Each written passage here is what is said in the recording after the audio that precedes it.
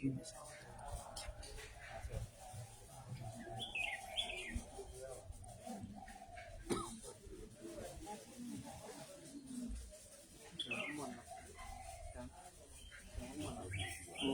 ทโธ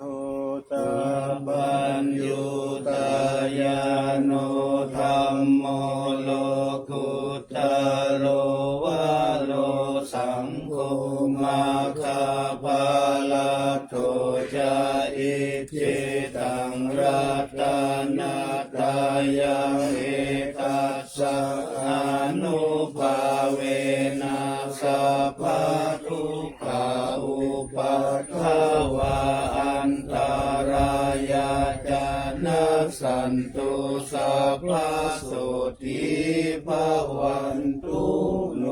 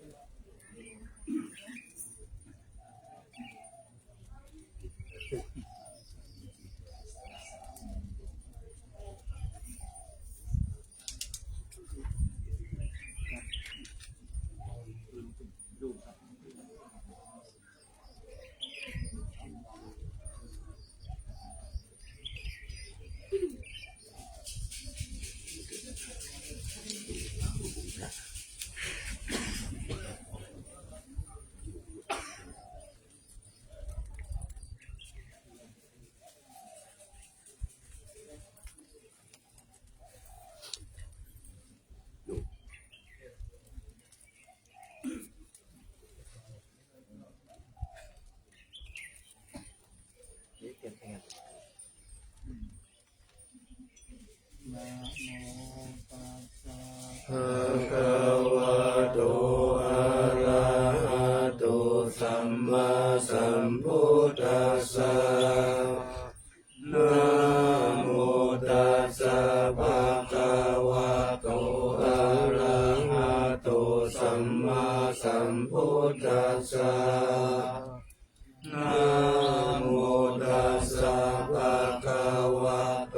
อะระหะโตสัมมาสัมพุทธัสสะ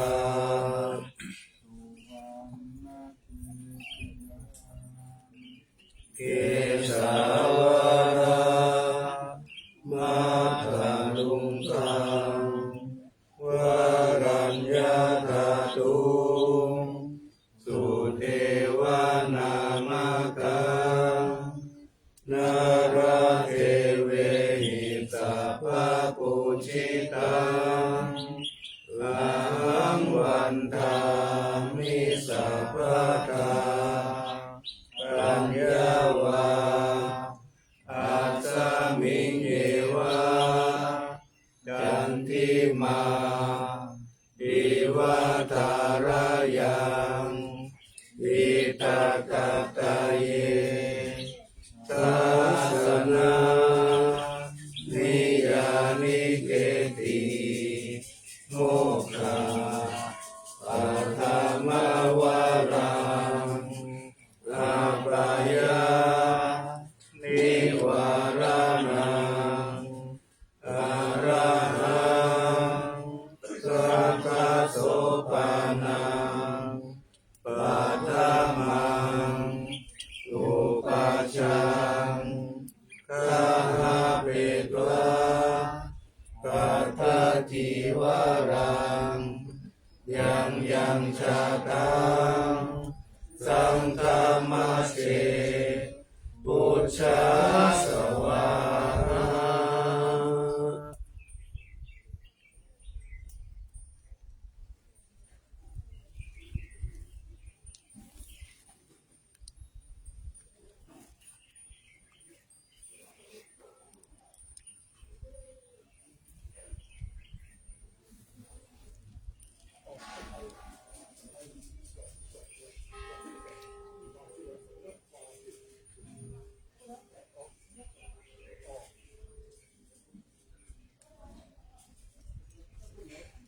ท่านสาธุชนทั้งหลายได้ร่วมบูชาพระบรมธาตุวาสิเทขอให้ท่านทั้งหลายโชคดีมีสุขมีอายุมั่นขวัญยืนปราศจากโรคภัยไข้เจ็บนึกคิดประสงค์สิ่งใดข อให้สำเร็จสมใจปรารถนาจงทุกประการเถิด สาธุ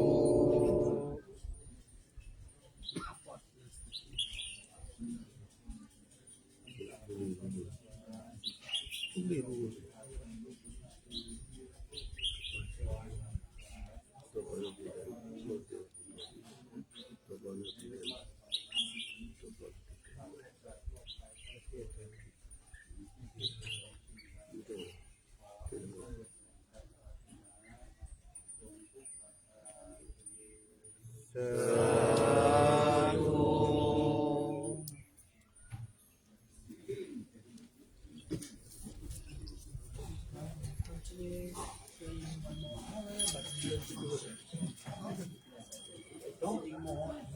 ไอ้นั่นออกมาปกติแล้วครับครับ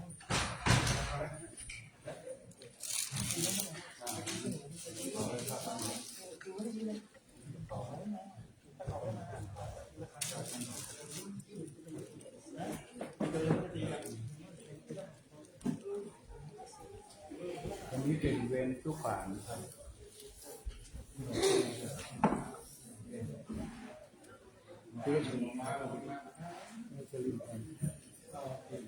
ดูสิ อัญชลีวันทาอาภิวาอัญชลีวันทาอาภิวาอัญชลีวันทาอาภิวาอัญชลีวันทาอัญชลีอิมินาสัทธาเดนะพุทธังอภิปุชยามิอิมินาสัทธาเดนะธัมมังอภิปุชยามิอิมินาสัตตาเรนะสังฆังอภิปุชยามิ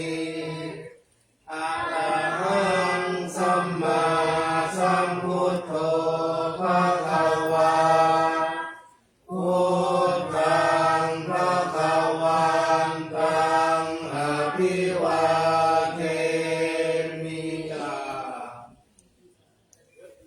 สวากขาโตภะคะวะตาธัมโม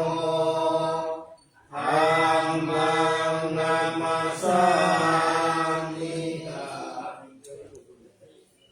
สุปฏิปันโนภะคะวะโตสาวกสังโฆสังฆังนามามิ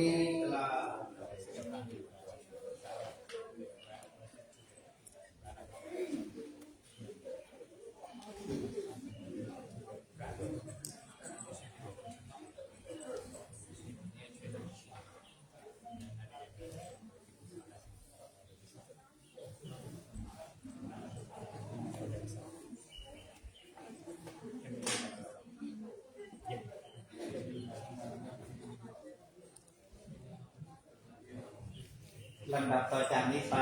เราท่านทุกๆคนจะได้ร่วมสดับรับฟังพระธรรมเทศนาโดยพร้อมเพรียงกันณบัดนี้พรัมมาจโลกาภิปติสัมปติกตัญชริยันทิวรังอายาจาชาสันติธาสันตาปรชัตถชาติกาเทเสตุธรรมังอนุกรรมปิมังปะชัง นะโมตัสสะภะคะวะโตอะระหะโตสัมมาสัมพุทธัสสะนะโมตัสสะภะคะวะโตอะระหะโตสัมมาสัมพุทธัสสะนะโมตัสสะภะคะวะโต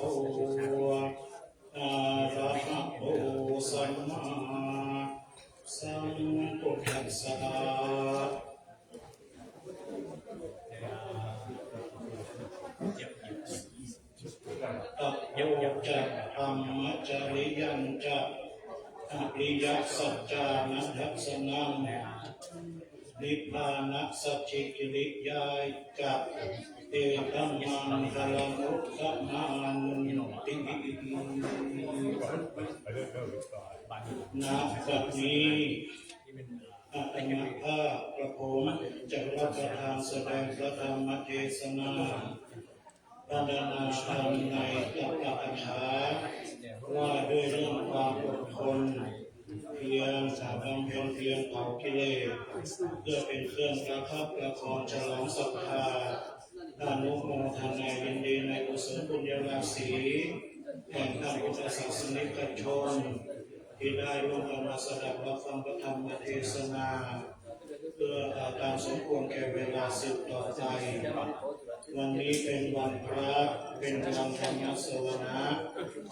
ของปีนี้ก็นับเป็นวันพระที่5ซึ่งก็ตรงกับเดือน5ออก8ค่ำของทางเหนือแล้วก็ตรงกับวันที่5ก็ขอให้ท่านทั้งหลายได้ฟังธรรมเทศนาไปด้วยความปราบปลื้มปิติยินดีเลข5ดังนั้นการฟังพระธรรมเทศนาก็เป็นไปเพื่อการเป็นไปตามพระบรมพุทธานุญาตแห่งองค์พระผู้มีพระภาคเจ้าว่าเมื่อถึงวันพระวันศีลก็จะให้เราท่านผู้เป็นพุทธบริษัทมาร่วมกันสดับรับฟังพระธรรมเทศนาประชุมพร้อมกันเพื่อ1ก็เพื่อเป็นการฟังธรรมเรื่องใหม่2ก็เพื่อวิจัยเรื่องเก่า3ก็เพื่อบรรเทาข้อกังขา4ก็เพื่อเป็นการพัฒนาความคิด5ก็เพื่อเป็นการพัฒนาจิตให้หมดจดผ่องใสเป็นไปตามหลักคำสอนในบวรพระพุทธศาสนาดังเช่นท่านศรัทธาสาธุชนวันพระวันศีลก็จะมาร่วมกันทำบุญสุนทานรักษาศีลฟังธรรมเจริญภาวนาเราเอาศีลเป็นเหมือนสะพานเอาทานเป็นเหมือนเสบียงแล้วก็การภาวนาก็เปรียบเหมือนตะเกียงไว้ส่องทางนำตัวนำตนเข้าสู่ความหลุดพ้นหมดทุกข์หมดโศกออกจากวัฏสงสารเพื่อเข้าสู่พระนิพพานในที่สุดโดยอาศัยที่พึ่งอันประเสริฐนั่นก็คือพระรัตนตรัยอันประกอบไปด้วยพระพุทธพระธรรมพระสงฆ์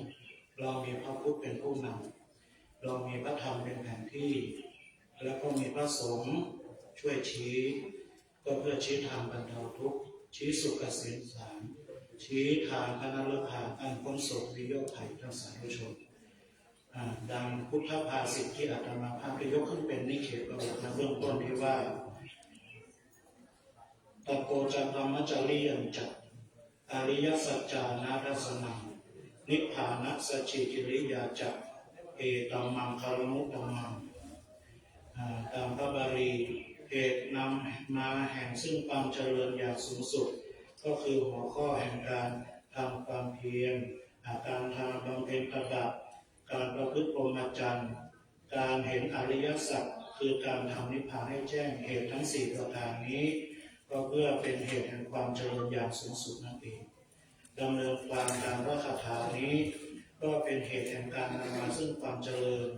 ในหัวข้อนี้ก็มีอยู่หลายประการท่านสาธุชนแต่ในที่นี้อาตมาภาพจะขอกล่าวถึงความเพียรเพื่อล้างผลาญกิเลสให้หมดจดให้สิ้นไปเรียกสั้นๆว่าตบะเท่านั้นเพื่อให้เกิดความเข้าใจในความหมายของคำว่าตบะอย่างชัดเจนมากขึ้นจึงจะขอยกเอาความหมายมาโดยย่อๆคือตบะในความหมายที่ว่าความเพียรพยายามเพื่อละเพื่อกำจัดเสียซึ่งกิเลสหนึ่งการเผาผลาญกิเลสความชั่วให้หมดสิ้นไปหนึ่งทำให้ผู้ประพฤติชั่วร้อนกายร้อนใจปรับตัวปรับใจเป็นคนดีหนึ่งทำให้คนนิสัยสันดานบาปหยาบช้ากลายเป็นคนที่เรียบร้อยดีงามขึ้นหรือจากดิบให้เป็นสุขคือหนึ่งแต่คำว่าตบะนี้มาเป็นชื่อธรรมะในพระพุทธศาสนาความหมายจึงถูกจำกัดลงไปในการบำเพ็ญเพียรเพื่อกำจัดกิเลสหรือละความชั่วให้หมดสิ้นไป ฉะนั้นการทำความเพียรเพื่อเผาผลาญเพื่อขับไล่ความชั่วหรือกิเลสทุกชนิดให้เร่าร้อนหรือหมดแห้งไปจากจิตใจทางพระพุทธศาสนาเรียกว่าการบำเพ็ญธรรมเมื่อกิเลสถูกเผาให้เร่าร้อนไม่อาจทนอยู่คงเหลือแต่จิตใจที่บริสุทธิ์ผ่องใสนี้จึงเป็นความมุ่งหมายในการบำเพ็ญตนบำเพ็ญธรรมตามแนวทางพระพุทธศาสนาหลักปฏิบัติสำคัญก็คือการฝืนความต้องการของกิเลสซึ่งจะต้องอาศัยกำลังแห่งกำลังเป็นตัวฝืนตัวขับไล่ส่วนที่จะเผาผลาญบาปทำกิเลสชั่วช้าลามกให้หมดสิ้นไปได้แท้จริงแล้วก็คือคุณธรรมที่เป็นผู้ปรับการนั่นเองเปรียบเสมือนกับความสว่างย่อมกำจัดความมืดได้ฉะนั้นเมื่อกล่าวถึงคุณธรรมที่จะขับไล่ความเป็นปรปักษ์อันเป็นอุบายที่สำคัญมีหลายอยู่ประการด้วยกันนั่นก็คือหนึ่งอินทรียสังวรคือการระมัดระวังหรือที่เรียกว่าสำรวมมีการสำรวมใจในอินทรีย์ทั้งหกคืออายตนะภายในหกอย่างอันได้แก่ตาหูจมูกลิ้นกายและใจไม่ให้หลงติดอยู่ในสัมผัสภายนอกมากเกินไปไม่ให้กิเลสครอบงำจิตใจเวลาที่เรารู้อารมณ์ผ่านมาทางอินทรีย์ทั้งหมดสองสัมมาวายามะคือความตั้งใจทำความเพียรเพื่อชำระสสารกิเลสอย่างจริงจังการรู้และเข้าใจในหลักธรรมเช่นอริยสัจเป็นต้น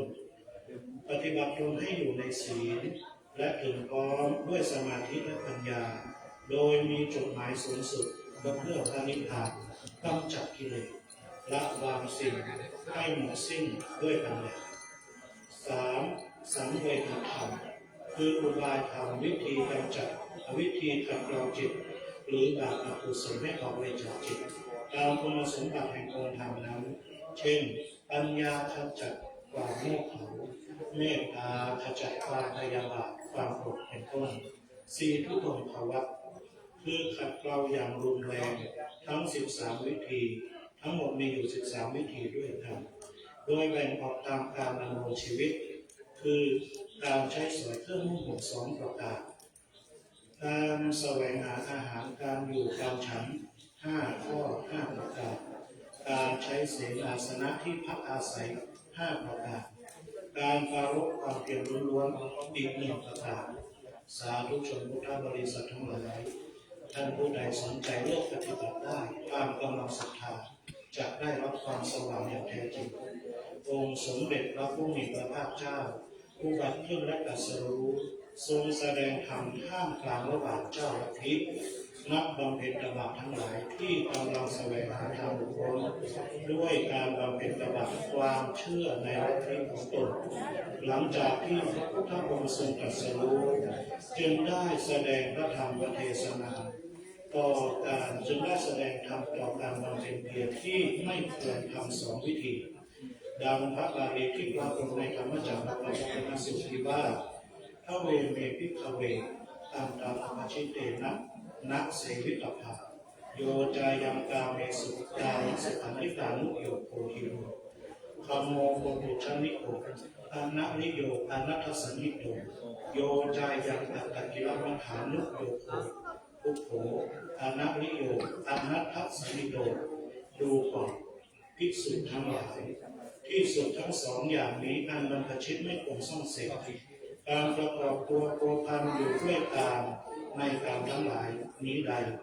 เป็นของต่ำสาวเป็นเหตุให้ตั้งบ้านตั้งเรือนเป็นคนมีกิเลสหนาไม่ไกลจากข้าศึกคือกิเลสได้ไม่เป็นประโยชน์นี้คืออย่างหนึ่งการประกอบความลำบากให้แก่ตนเปล่านี้ใดกลับเป็นทุกข์แก่ผู้ประกอบด้วยไม่ไปจากข้าศึกคือกิเลสได้ไม่ประกอบด้วยประโยชน์ดังนั้นพระผู้มีพระภาคเจ้าได้ตรัสเตือนพระสาวกต่อการบำเพ็ญตบะที่ไม่ควรทำไว้ในพระธรรมเทศนานี้มีอยู่2วิธีด้วยกันคือ 1. อัตตกิลมัฏฐานุโยคคือการทำความเพียรทรมานตนด้วยวิธีต่างๆมีการบีบรัดร่างกายอวัยวะให้พิกลพิการไม่นุ่งห่มเสื้อผ้าอาภรณ์อดอาหารฝ ฝังตัวเองเป็นต้นทำราวกับว่าร่างกายนี้เป็นศัตรูที่อันตรายและน่ากลัวเป็นคำสอนของนิครนน่ากลัวโดยเชื่อว่าการบำเพ็ญตบะทรมานตนเป็นวิธีปลดเปลื้องจิตวิญญาณจากกรรมเก่าคือเมื่อกรรมเก่าถูกปลดเปลื้องด้วยการบำเพ็ญตบะเช่นนี้แล้วก็จะหมดสิ้นไปไม่ส่งผลให้เวียนว่ายตายเกิดอีก2. กามสุขันธิการุโยคคือการบำเพ็ญเพียรที่เราลงไปพัวพันในกามสุขด้วยความเข้าใจว่าเป็นทางหลุดพ้นเป็นความเห็นที่คนเป็นความเห็นของคนที่เชื่อว่านิพพานคือกามสุขในปัจจุบันเมื่อสัตว์ตายไปแล้วก็ดับสูญการบำเพ็ญตบะทั้งสองวิธีนี้พระองค์ตรัสว่าเป็นการทำตนให้ลำบากเปล่าไม่ใช่ข้อปฏิบัติของนักบวชเป็นวิธีการปฏิบัติที่ตึงเกินไปไม่ประเสริฐไม่ได้ประโยชน์ที่ประสงค์ไม่ใช่ทางที่บรรลุอริยสัจได้เป็นการวิธีปฏิบัติของพวกปริพาชกและนักบวชบางนิกายนอกพระพุทธศาสนามีศาสนานำไปใช้ได้หมดเพราะว่าคำสอนเกิดมาจากเรื่องราวของคนคนนั้นลองสอบถามดูเถิดว่าชาติศาสนาไหนที่ไม่มีคนเกิดแก่เจ็บตายชาวพุทธก็สอนศาสนาพุทธก็สอนเรื่องนี้สอนไว้อย่างกว้างขวางแต่คำสอนที่ยกมาเป็นผู้ที่อยู่ที่สลับเรือนมุ่งต่ออัดมุ่งต่อธรรมและเข้าไปกราบทูลสอบถามถึงข้อวัดปฏิบัติของตนเพื่อความหลุดพ้นที่เกี่ยวข้องกับคารวะก็มีอยู่ไม่น้อยเช่นกันปัญหาทุกอย่างในสังคมส่วนมากก็เกิดจากการใช้สอยปัจจัยสี่ของมนุษย์ที่เกินความจำเป็นเกินความพอดีความพอเหมาะหากมนุษย์ในสังคมปรารถนาจะแก้ไขปัญหาสังคมด้วยวิธีการบำเพ็ญเพียรตบะก็ไม่ใช่เรื่องยากเพราะหัวใจหลักๆจริงๆของการบำเพ็ญตบะก็คือเจตนาจะเผาผลาญหักล้างย่างทำให้ร้อนซึ่งความไม่ดีทั้งปวงให้ออกไปจากกระบวนการสันดานจิตใจของตนโดยใช้หลักการเดียวกันก็คือการสำรวมระวังข้อนี้สำหรับคารวะก็มีศีล 5 ศีล 8เป็นหลักปฏิบัติที่จะทำให้ผู้เข้าถึงและเข้าใจจริงสละเลิกเว้นจากการสิ่งชั่วได้มากมายหลายประการความเพียรชอบข้อนี้พระองค์ไม่ได้ตรัสบอกว่าจะต้องเป็นพระภิกษุเท่านั้นแต่ถ้าคารวะมีความปรารถนาตั้งใจจริงเพื่อกำจัดกิเลสสิ่งชั่วร้ายทั้งหลายให้ออกไปจากจิตใจตนก็เรียกได้ว่าเป็นการทำความเพียรโดยชอบแล้วเช่นกันการขัดเกลาความหมายจริงๆในข้อนี้ก็คือการพยายามทำดีบ่อยๆสม่ำเสมอไม่ลดไม่ละไม่ล้มไม่เลิกพยายามขัดพยายามถูตัวอย่างเช่น1 เดือนรักษาศีล 8 2 วันเปลี่ยนมาเป็น4 วันต่อ1 เดือนอย่างนี้เป็นต้นและมาถึงในข้อสุดท้ายคารวะจะถือธุดงค์เหมือนพระได้หรือไม่ถ้าจะกล่าวถึงหลักถ้าจะกล่าวว่าหลักปรัชญาเศรษฐกิจพอเพียงคือการธุดงค์อย่างสุดยอดของคารวะก็คงจะไม่ห่างจากความเป็นจริงเท่าไหร่นักเมื่อเปรียบเทียบกันจริงแล้วตามแต่ละข้อดังนี้การถือธุดงค์ควัตของพระมีการใช้ผ้าแค่3 ผืนและผ้าบางสกุลเท่านั้นคารวะก็ใช้เท่าที่จำเป็นไม่ฟุ้งเฟ้อตามความนิยมการฉันของพระภิกษุที่ถือธุดงค์ฉันตามมีตามได้ฉันมื้อเดียวหรือถือการอยู่ป่าเขาตลอดไปคารวะหากใช้ชีวิตตามหลักปรัชญาเศรษฐกิจพอเพียงก็สามารถที่จะเลี้ยงตัวเลี้ยงตนเลี้ยงครอบครัวได้โดยการดูตนเองถ้าจะปัญหาในเรื่องปัจจัยสี่ก็ลดน้อยลงถอยลงไปได้อาหารการกินก็หาได้จากการทำกินของตนไม่เอาชีวิตไปผูกกับระบบเศรษฐกิจภายนอกไม่ตกเป็นทาสของค่านิยมพวกไหนและในข้อที่พระภิกษุถือความเพียรตลอดคืน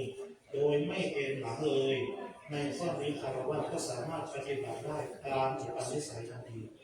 การถือธุดงค์ของพระและการใช้ชีวิตตามหลักเศรษฐกิจพอเพียงแบบคารวะก็มีวัตถุประสงค์เดียวกันคือมุ่งไปสู่ในคุณค่าอย่างแท้จริง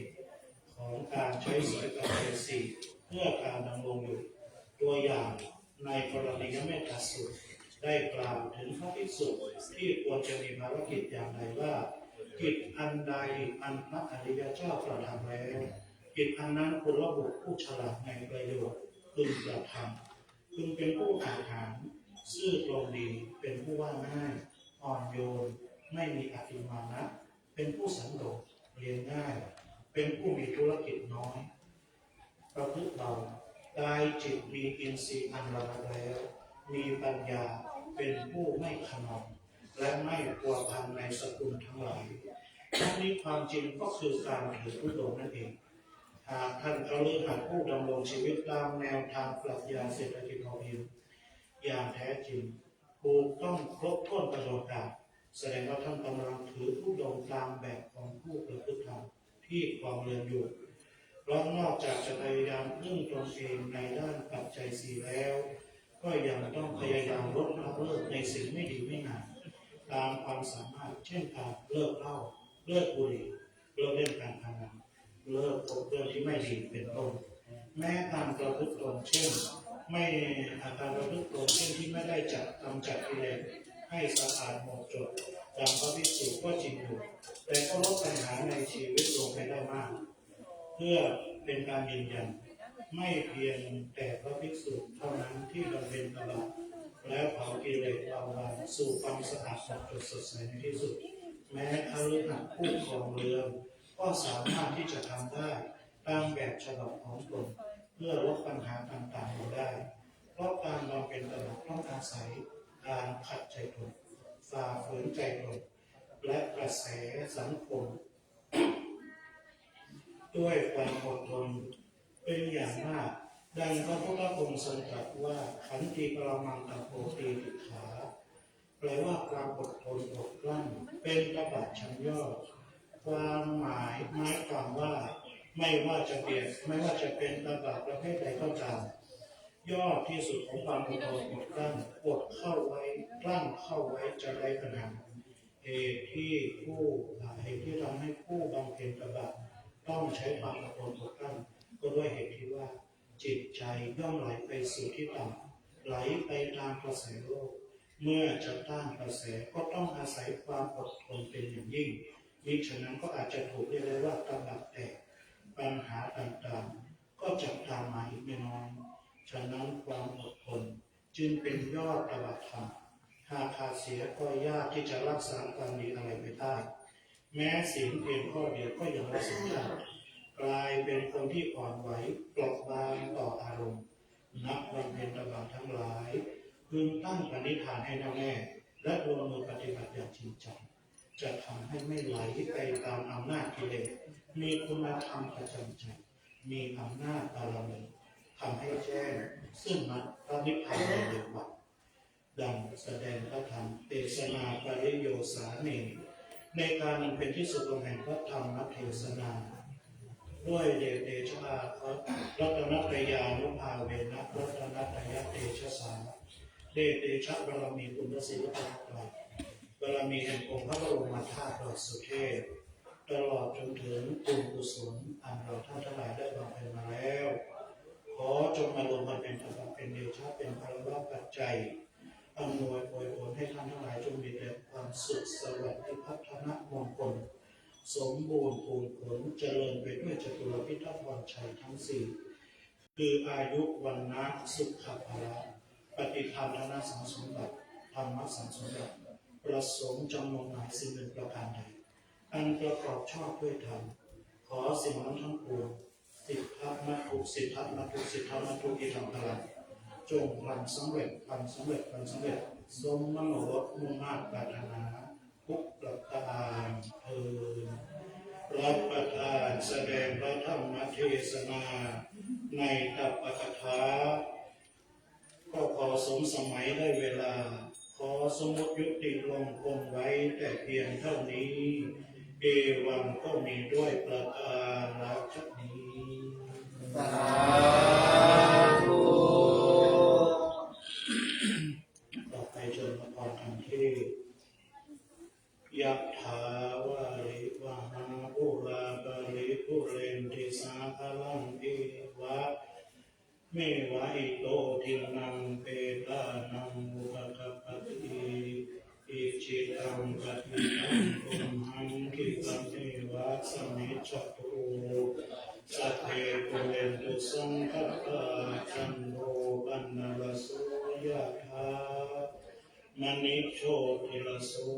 ยถาสัพพิติโยวิวัฏันตุสัพพโลกวินัสตุมาเตภวัตวันตรายโยสุขีทีคายุโกภวะอภิวาทนาสีสนิจังวุฒาปัจจายโนจัตตารโอธรรมาวัฏันติอายุวันโนสุขังภะลัง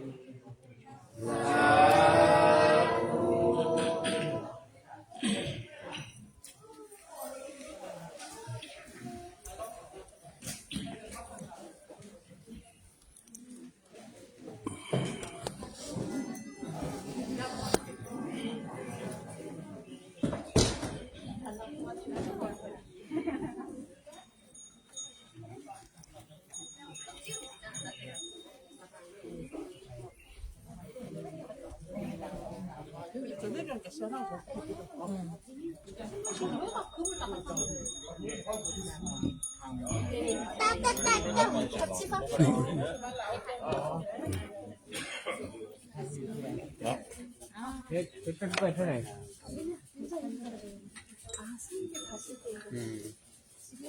จะมีวิธีเวียนเทียนครับผม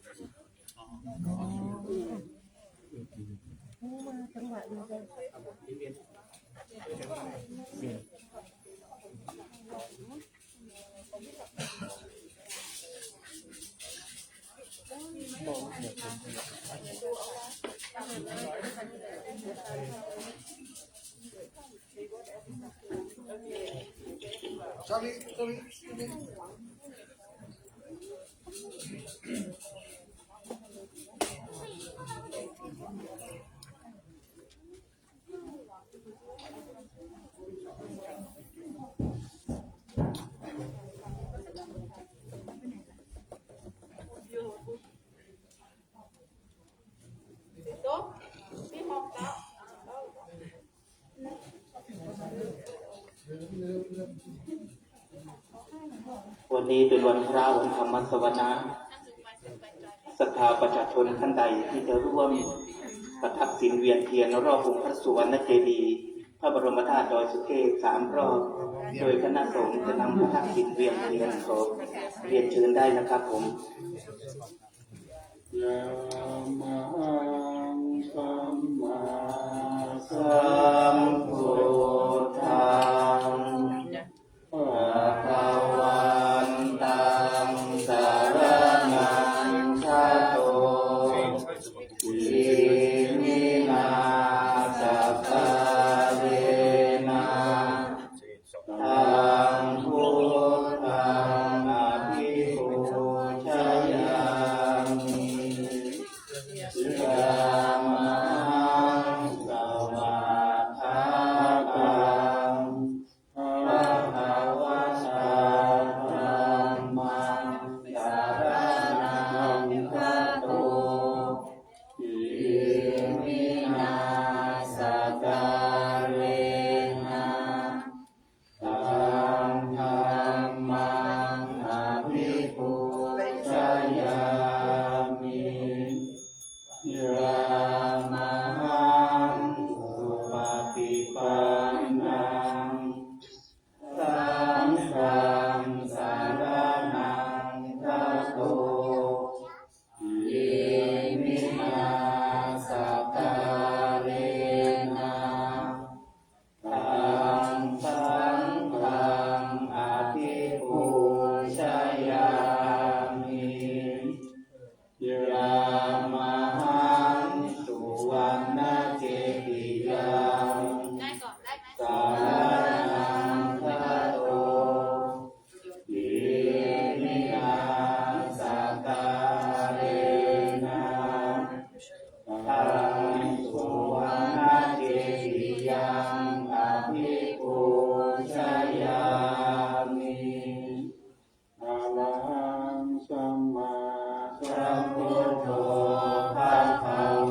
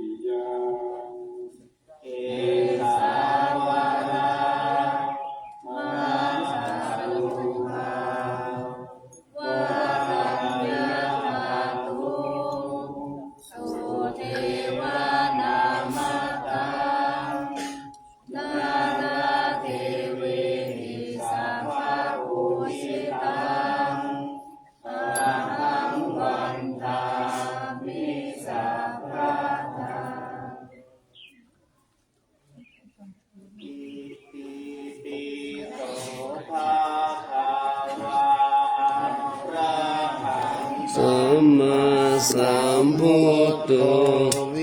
ชาตาลา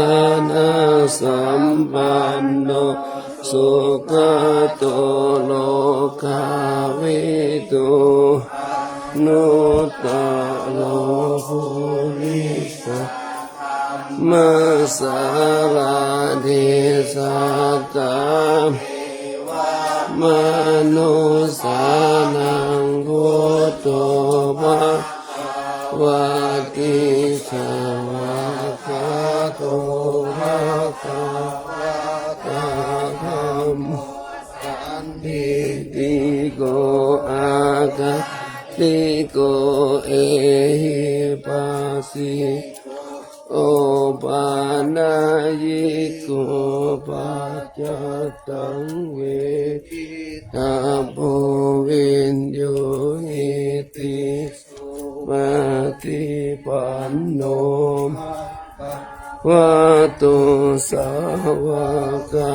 สังโฆชุป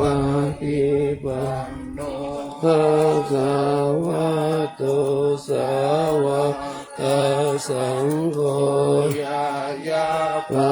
ฏิปันโนภะคะวะโตสาวกสังโฆติปฏิปันโนภะคะวะโตสาวกสังโฆทิทังจัตตาลิปุริโยคานิอัตตาเรสาภูคาลาเอสาวะวะโตสาวกสังโฆนายโยปะโหนายโยทักขินายโยอัญชลิละนิโยอนุตตรังปุญญเขตังโลกัสสติปิโสภะคะวะหังสัมมาสัมพุทโธวิชาจารณะสัมปันโนสุขโตโลกาวิทูอนุตตะโลภุริธรรมสาลาทิสัทธาเทวมนุสานังพุทโธภะคะวะติสาวกโตภะคะวะตาธัมโมสันติติโกติโกเอหิปัสสิโกอานายิโกปัจจตังเวทิตาโพวินโยติสุปฏิปันโนภะคะวะโตสาวกสังโฆสุปฏิปันโนภะวะโตสาวกติปันโนภะคะวะโตสาวกสังโฆญาติทังจัตตาริปุริสโยคานิอัตถาริสาภูคาลาเอสาวะวะโตสาวกสังโฆโหนายโยปะโหนายโยทักขินายโยอัญภิกาลานิโย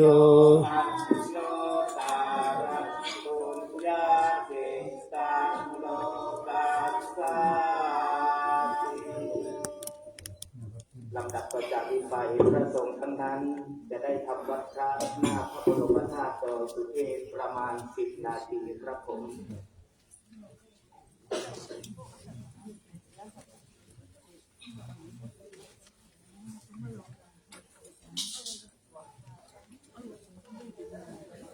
นะโมตัส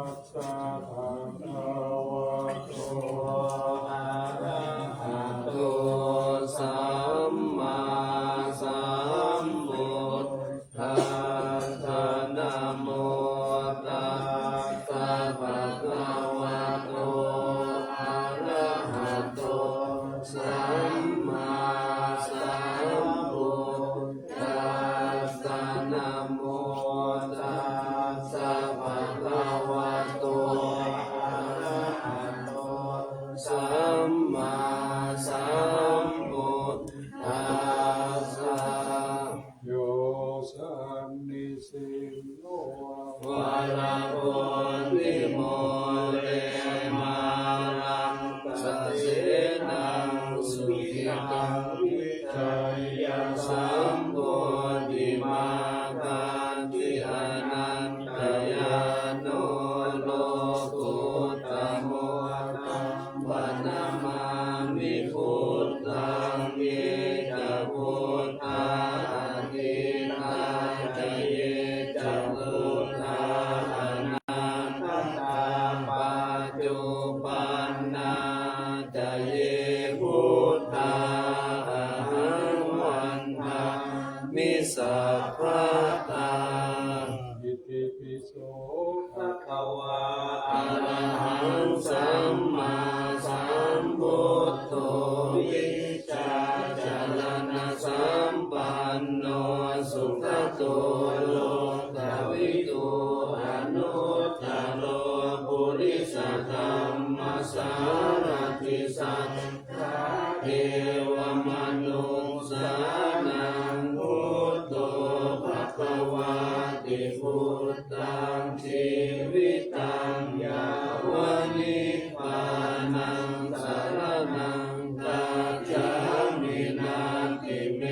สารนังอัญญังพุทโธเมสารนังวรังเอเตนะสัจจวัชเชนะโหตุเมชยมังคลังพุทธมังเทนะวันเทหังปาทะปังสุงวรุตตมังพุทเทโยคานิโตตุโสกุตโตธรรมตุตังมะมัง กลา อาทังทิโก อริยปัสโสชนานังโมคคาภเว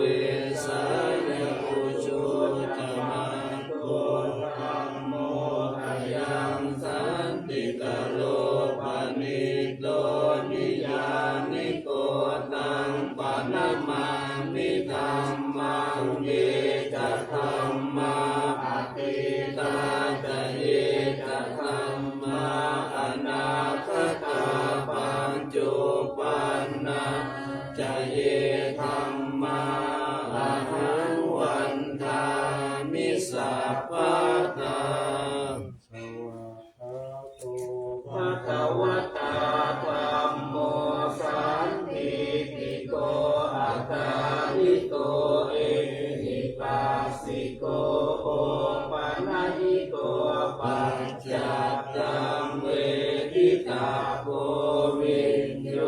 นิติธัมมังชีวิตังยาวนิพพานังสารนังกัจฉา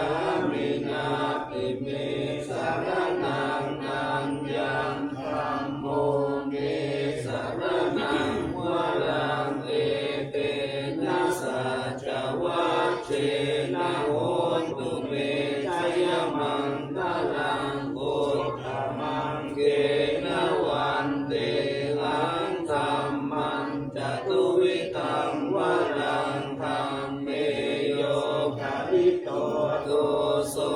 ธัมโมกัมมัตตุตังมะมัง กลา สังโฆวิสุทโธ วรทังกินยโยสันติชิโยสัพพมัลลาปะทิโนภุเนหิเนเกหิสัมมิติปัตโตอนาสโวตังปะนะมามิสังฆังเยจะสังฆาติตาจะเยจะสังฆาอนาคตาปัญจุปันนาจะเยสังฆาอหังวันทามิสัพพะตา สัพพิตังโน ภะคะวะโตสาวกสังโฆอุจุปฏิปันโนภะคะวะโตสาวกสังโฆยังปฏิปันโนภะคะวะโตสาวกสังโฆสามีจิปฏิปันโนภะคะวะโตสาวกสังโฆยะติตาจา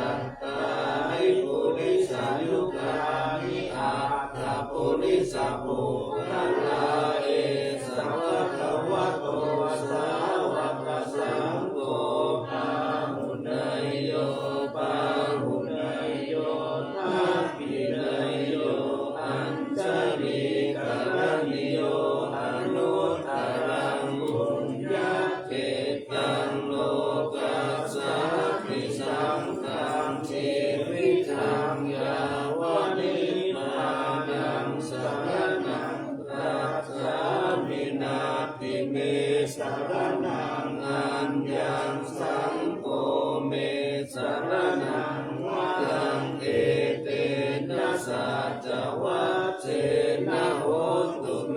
ชยมังคลังพุทธมังเทนะวันเดหังสังกังจตุวิตุตมังสังเกโยกาลิโตโตโสสังโฆธรรมตุตังมะมังกิเจนะมัจจันตนะมัสสะนัยยังนะมัสสะมาโนรัตนะนายังยังปุญญาภิสันตังวิปุลังอรหันตังตัสสะนุภาเวนะหะตันตรายโยกล่าว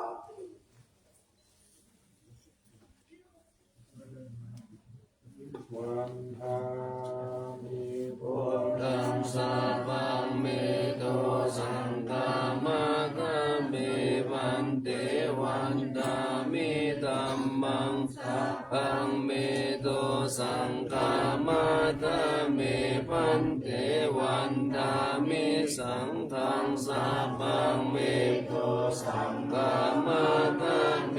วันเตวันตามิตุโลโกปัจจายจามิเยสัพพะเมโล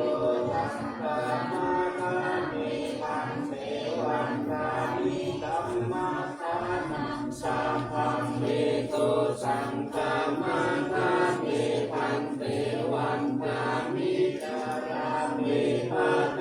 สิมายังสัพพังเมโตสังฆามะกะเมวันเตวันตามิเจติยังสัพพังสัพพะทานิสุปาเตติกาสาริราคาตุมหาโพ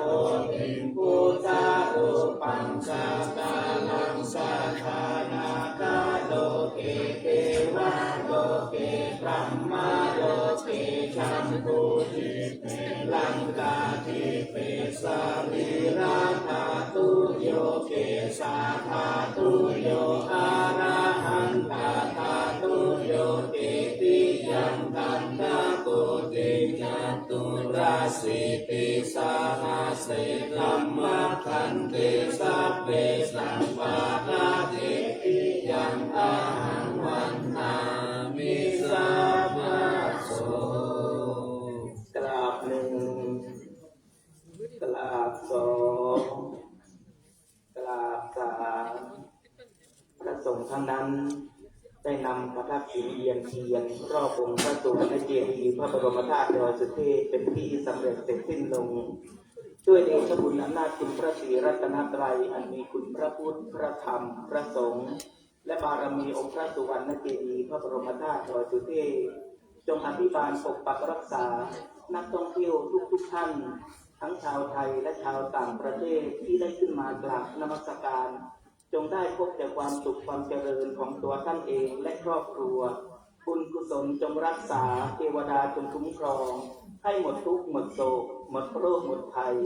เดินทางกลับภูมิลำเนาเคหสถานบ้านช่องขอให้เดินทางกลับโดยสวัสดิภาพปลอดภัยคิดหมายประสงค์สิ่งใดขอให้สมดังใจปรารถนาทุกประการด้วยเถิดสาธุ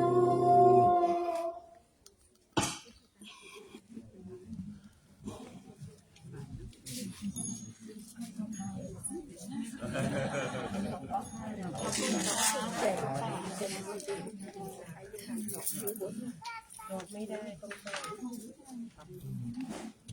ตรงไหนก็ได้จะได้